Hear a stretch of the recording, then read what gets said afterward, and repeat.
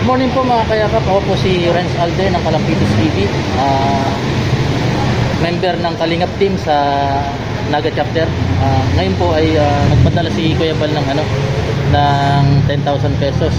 Buwan-buwan na siya magpapadala sa aming mga small YouTubers. Maraming salamat Kuya Bal sa pagtulong sa aming mga small YouTubers. At kukunin na po natin yung kanyang padala. Tara po.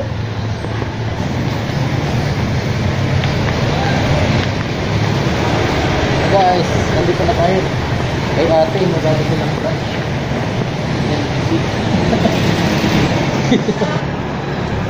Meron na kasing buwan ng support si Kuya Bal para sa naghihirap ng mga kababayan natin dito sa Naga City. Ayan. Ito nga palang t-shirt na ito padala sa akin ni Kuya Bal. Ayan. Sarap isuot.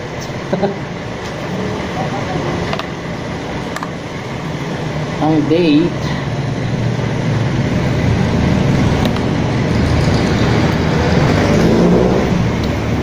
excited.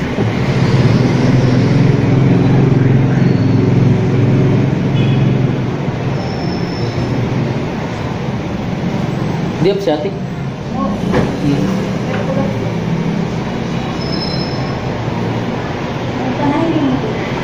Ha? Ayun.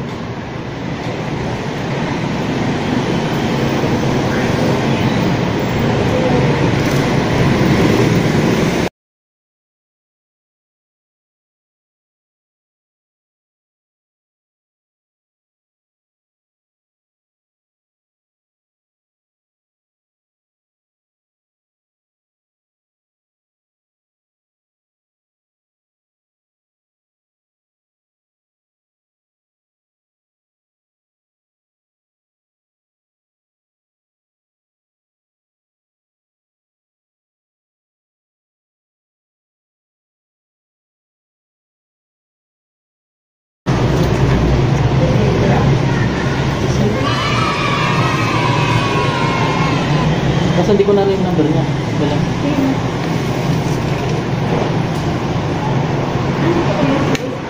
Ha? O, CHE. Ito. Para sure bull. Guys, maraming salamat po kay Kuya Bal Santos na tumong. Nagpadala siya ng Pinadala ng Kuya Bal Santos? Nagpadala siya ng 10,000 pesos para sa monthly pamimigay din natin sa Naga chapter. Akala ko ibibigay din sa mga mahihirap din. Taga dito. Basta mahirap. Mahirap. Mahirap. Kilala mo si Kuya Bal? Oo, si Kuya Bal sabi ko nga. Hindi kilala mo si Kalampitos TV? Oo. Kalampitos TV? Okay. Ako yung si Kalampitos TV. Kaya nga, sabi ko yan. Namamukha nyo na. Bakit pa sinakit tayo nito? Wala. Pag pag okay na. Okay. Nakita mo dami na rin pag-ambis si Kalampitos. Kailan ko na nanood? Ay, lagi. Hello guys, ito na po yung padala ni Kuya Bal. Ayan, 10,000 pesos. Itutulong din natin sa loob ng isang buwan. Ayan, maraming salamat po. Kuya Bal, sabi ni Kuya Bal, hanggat hindi daw nagwa 100,000 yung subscriber namin, ay patuloy pa rin siya magsusuporta sa amin sa mga small YouTubers. Salamat po. Wow! At